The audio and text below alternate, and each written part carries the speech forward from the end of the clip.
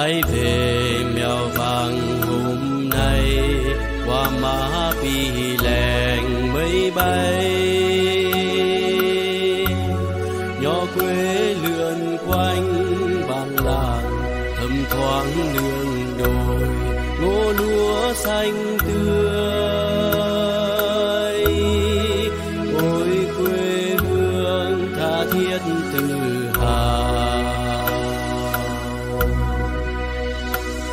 Ai về mèo vạc hôm nay qua những con đường thanh thang, tiếng máy rộn vang công trình điện sáng núi rừng phố núi lung linh. Ôi quê hương đổi mới từng ngày.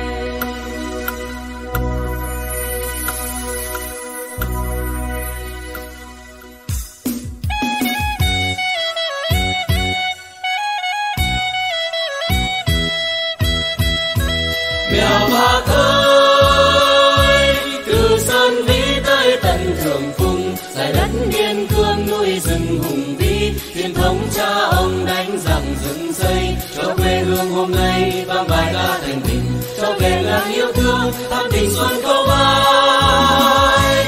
Mèo vạc ơi, từ sơn vĩ tới tận thượng phùng, đoàn kết bên nhau mấy nhiêu năm rừng xây, gian khó hy sinh sang người vẻ vang, cho quê hương hân hoan vang bài ca anh hùng, ta tự hào đi lên ôi mèo vạc yêu thương.